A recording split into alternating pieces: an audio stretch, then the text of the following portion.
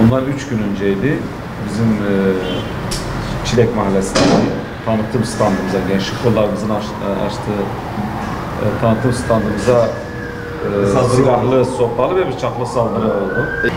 Bize ses bombası atıldığı zaman Mansur Yavaş diyordu ki biz Hüdapar'ın kökünü kazıyacağız. Buna da karşılıklı dil doğru değildi.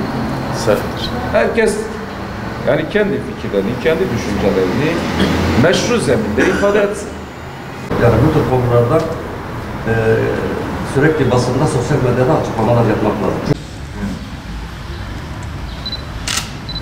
Başkan Milli Bek Harekatı Mesleği Başkanı neler yaparsa. Bunu bize hatırlatın. Biz karşı çıkacağız. Bu kim yaparsa yapsın. Maraş'ta ve Hatay'da devam ediyor. Günlük. Bizim Doğu Güneydoğu Anadolu bölgesidir yani. Aynen öyle. Camilere gidiyorsa tıklım gençlerle de dolu. Siz bundan rahat olabilirsiniz, emin olabilirsiniz ki bizim partimiz daha yeni şeyde söylerken yani biz bu hizmeti ibadet aşkıyla yapıyoruz. Yasal anayasaya uygun, bir tüzüğü olan, bir programı olan ve hiçbir şu an bunu net söyleyebiliriz ki Hüdapar 2012'den bugüne kurulmuş 11 yıl oldu. Tek bir tane üyesi yargılanmamış. Tek bir tane üyesi herhangi bir yüz kızartıcı suçtan yargılanmamış. Bir tanesi.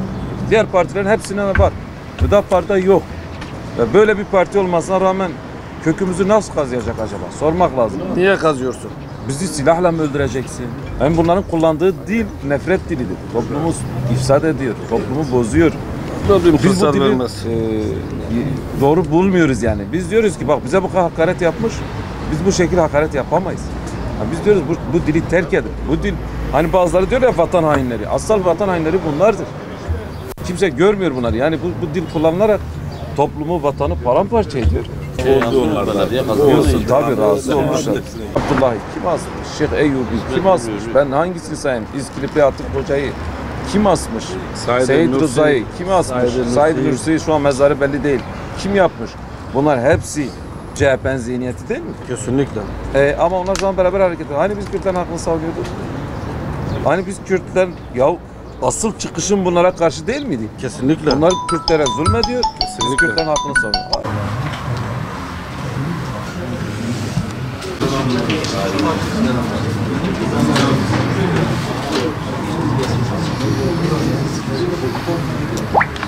Ben siyaseti sevmem. Ne işimiz var siyasetle? Tarzı bir şeyler söylüyorlar ama ya en önemli iş siyasettir aslında.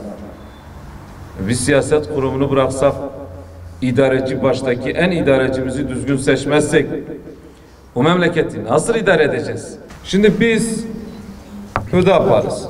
Hüda demek hidayet demek. Bazıları diyor Hüdapar değil yani. Hüdapar ayrı bir kelimedir. Hüdapar demek hidayet partisi. Yani aslında bizim temel felsefemiz insanların hidayeti için mücadele ediyoruz. Bundan dolayı kardeşlerimizin, çağrı yaptıklarımızın, seçmenlerimizin, davamızı anlattığımız insanların her şeyden önce aslında özgürlüğe çağırıyoruz. Diyeceksiniz ki biz köle değiliz ki.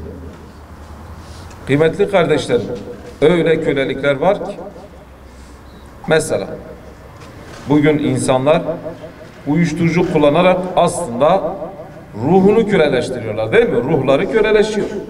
Uyuşturucu onları akıllarını başından alıyor, köleleştiriyor. Biz insanlara adaletimizi göstereceğiz. Biz hiçbirinize namazımızı, orucumuzu göstermeyiz. O zaten Allah'ın emri. Biz yapmak zorundayız. Namaz kılıp göstermek aslında özrü kabahatinden büyüktür. Öyle bir şey mi olur? Allah bize zaten emretmiş. Eğer sen kılmıyorsan vay senin haline. O ayrı bir konu. Ama biz Hazreti Ömer'in adaletini göstermek istiyoruz. Biz bugün Hazreti Ömer'den bahsederken namazını, orucunu, zekatını konuşmuyoruz ki. Biz onun adaletinden bahsediyoruz. Ondan daha çok namaz kılan, oruç tutan insanlar da vardı. Ama asıl önemli olan adalet. Devletin dini de adalettir.